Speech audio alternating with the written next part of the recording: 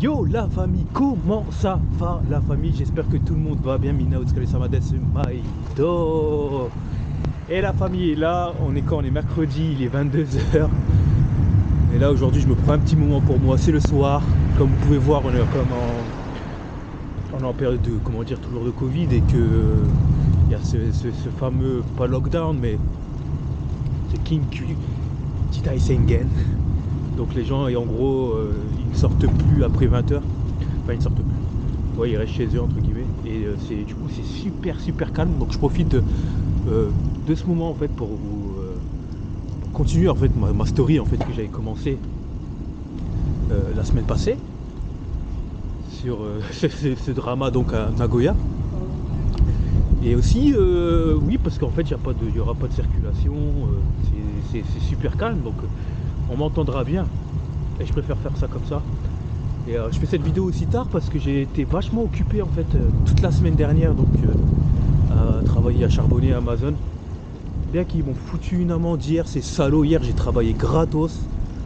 Ah, hier là ça m'a fait mal là, putain, ces histoires là. Du coup aujourd'hui je me suis fait une petite journée Uber Eats. Pas fait beaucoup là, mais en gros là je suis en repos jusqu'à une période indéterminée. Une période indéterminée, probablement jusqu'au lundi. Là je me prends parce que j'ai travaillé quand même 6 jours d'affilée là, la semaine dernière. Bref, je me souviens plus où je m'étais arrêté la semaine passée sur ce drama donc de Nagoya.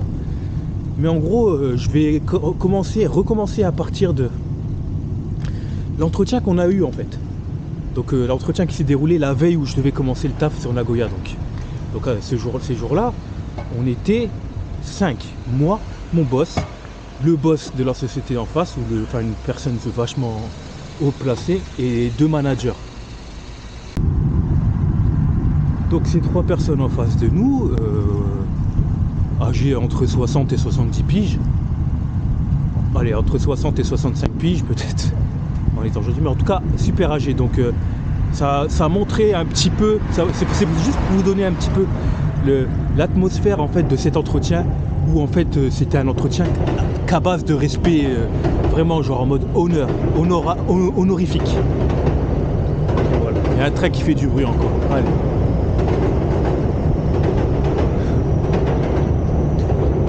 Donc je vous dis, un respect vraiment honorifique, et surtout de notre part, parce que de notre part on était de 35 ans. Moi et mon boss il a 35 piges, tu vois.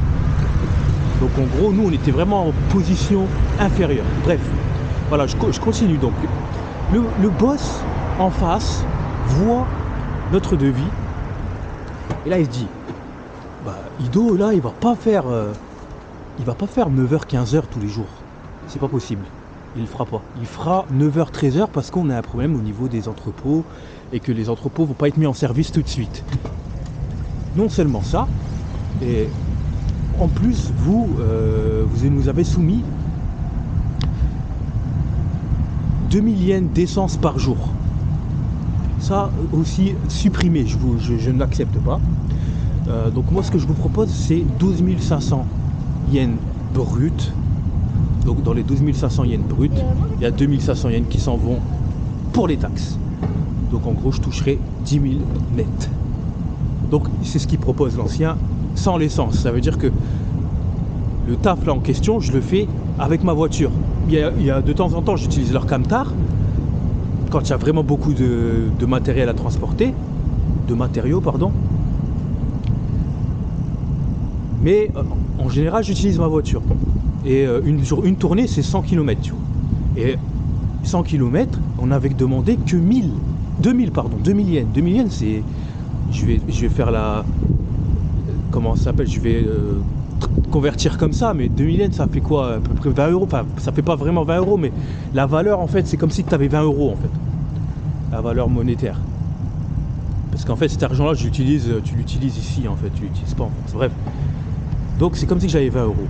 20 euros pour 100 km, un peu plus. Vous allez me dire ça va, mais en fait non, ça va pas. Parce qu'il n'y a pas que l'essence. Il y a aussi les frais de l'entretien de la voiture. En gros, c'était insuffisant. Donc là, en gros, l'entreprise en face nous supprime ça et nous impose, entre guillemets, de travailler de 9h à 13h avec l'heure sup majorée à 30 euros. 30 euros, ouais, 3 000. Moins 1000 de taxes. Donc le net, c'est 2000. Donc moi, quand j'entends ça, moi je suis super, tu sais, sur la réserve. Comme je maîtrise pas vraiment la langue, mais surtout au point, surtout en mode honorifique, je reste sur la réserve, je dis rien, mais dans ma tête je me dis j'espère que mon boss il va réagir parce que c'est pas lui qui va cravacher à Nagoya, loin entre guillemets, loin de ma famille, entre guillemets, enfin loin de ma femme en fait, tout simplement. Et je vois lui, il acquiesce, je me dis bah après tout ouais, de toute façon c'est normal qu'il soit comme ça.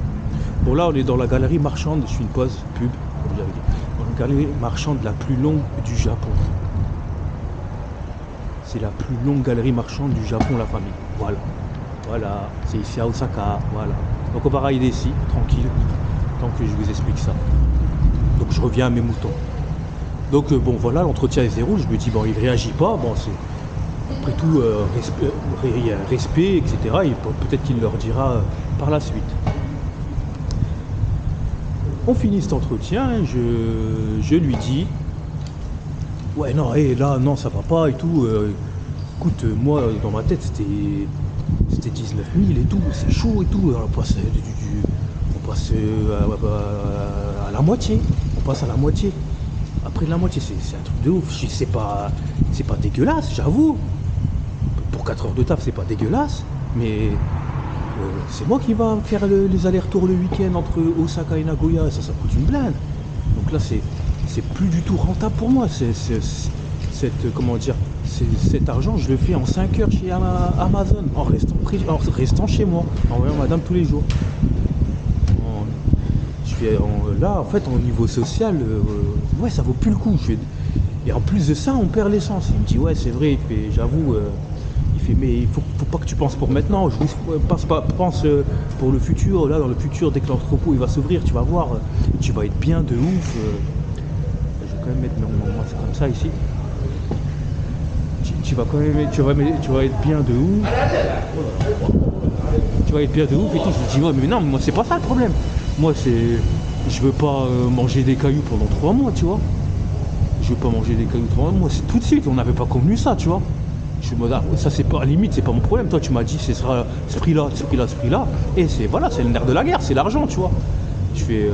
J'avoue que bon, tu m'as tout servi sur un plat, tu m'as mis bien, tu m'as lancé et tout. Je te suis super redevable. Mais il y a quand même des limites, tu vois. Il faut que tu me comprennes. Je t'avoue que là, je parais un petit peu brut sévère, mais voilà, tu vois. Moi, en gros, je pense à mon futur, mais je pense aussi à mon présent. Et ça, les gens, ils ont tendance à oublier leur présent, parce que c'est avec le présent qu'on fait notre futur. C'est le présent, c'est grâce au présent, tu crées ton mental pour le futur. Donc en gros, non, moi je suis pas prêt à attendre en gros jusqu'à l'entrepôt se mettre en service. C'est soit je te commence le job quand l'entrepôt il commence, c'est-à-dire dans une durée indéterminée, 1 an, 2 ans, j'en ai aucune idée. Soit on arrête là, tu vois. Il me dit, il fait ouais je comprends et tout, putain comment on fait. J'avoue que là je suis dans une mauvaise position. Je sais, je comprends et tout, mais faut que tu me comprennes, tu vois. Et ouais, en effet et tout, écoute, je vais voir avec eux et je lui dis c'est surtout qu'on commence demain. Là, on a déjà pris l'appart parce que ouais je vous ai pas dit. Là, mon boss lui comme il est agent immobilier, il s'est occupé de la démarche de me prendre un appartement sur place, tu vois. Un appartement sur place à Nagoya, donc il a tout avancé les frais, etc. Il m'a mis bien l'appartement pépère, 2 étages, un appartement à 2 étages. Et franchement, nickel et tout, pépère. Et donc au début, il me dit t'inquiète pas, je vais payer et tout. Moi en gros, parce qu'en fait mon boss, lui, ses intentions en gros, c'est de s'établir sur tout le Japon. Donc il a une petite, de base, il est agent immobilier, il n'a pas d'expérience dans le domaine de la livraison. C'est pour ça d'ailleurs qu'il a entre guillemets fermé sa gueule en fait. Quand ils ont dit ouais non on ne donne pas ça, parce qu'en fait en gros il veut se lancer aussi, tu vois. Et c'est pas, comment ça s'appelle, c'est pas un tort, hein. Moi à sa place j'aurais peut-être fait pareil, tu vois. Du coup tu te lances, donc il y a des sacrifices à faire au début, tu vois. Sauf que moi j'étais pas d'accord parce que bah voilà, j'ai déjà connu le genre de vie où tu pars du lundi au vendredi et que tu reviens chez toi le samedi dimanche. Je faisais la même chose en France. Et c'est d'ailleurs pour ça que je suis venu au Japon. C'est que je le supportais plus, tu vois, tout simplement. Et donc,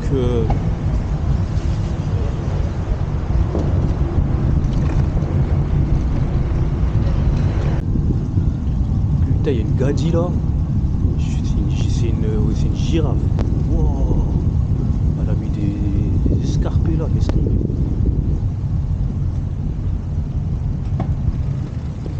Ah ouais. Je sais pas c'est quoi ce genre de gadis là, mais c'est rare.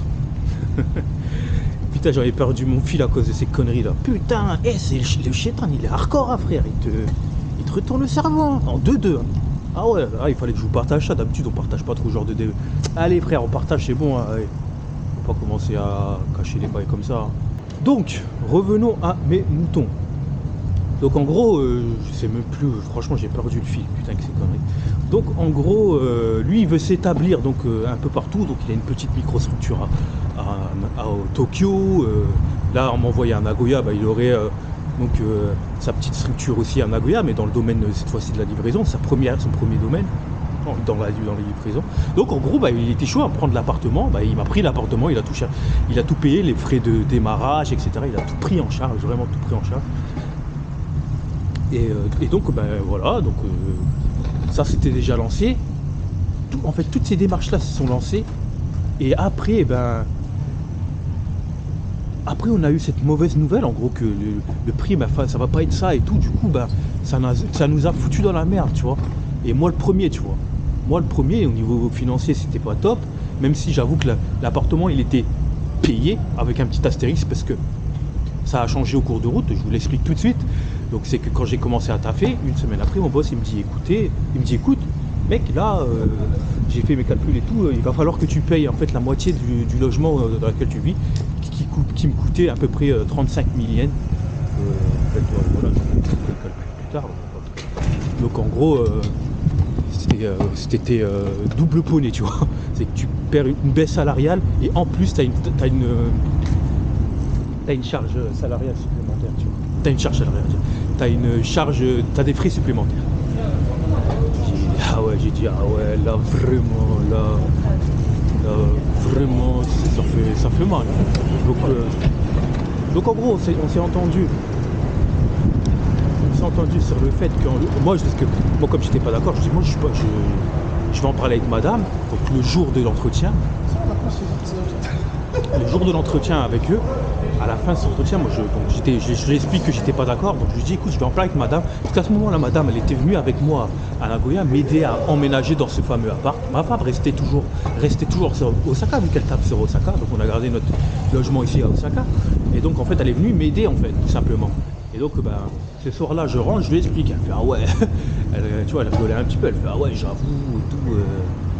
Là, tu comptes faire quoi et tout. Je dis, bah écoute, je sais pas et tout. Elle me dit, franchement, elle m'a dit, c'est soit tu t'engages, tu t'engages, voilà, et tu restes un petit moment, ou soit, là, tout de suite, tu signes pas, quoi, tout simplement, tu vois. Je lui dis, ouais, mais quand même, le boss, il m'a mis bien, tu vois, il a la voiture, tout ça.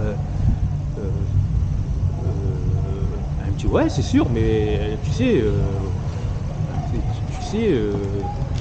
c'est pas parce qu'il t'a acheté ça que t'es une pute, entre guillemets, que t'es ça, que t'es sa pute, t'es encore libre, t'es encore entre guillemets libre de se faire ce que tu veux, tu vois. Je dis, ouais, j'avoue, après je réfléchis. Je lui dis, bah en fait, tu sais quoi, je crois que je vais lui proposer de faire 3 mois.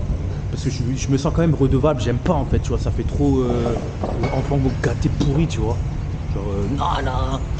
Et, euh, et en même temps, je regarde la situation économiquement parlant, puis j'avise quoi. Et elle dit bah ok, toi fais ça et tout. Bref, le lendemain, madame, elle rentre sur Osaka, et au moment où je la dépose en fait, c'est à ce moment-là où ça a tilté en fait, le moment où je la dépose à la gare de Nagoya pour prendre le TGV pour rentrer à Osaka, et ben en fait elle se met à pleurer, tu vois. Je lui dis putain, et en fait, je lui dis mais qu'est-ce qui se passe, tu vois. La suite au prochain épisode.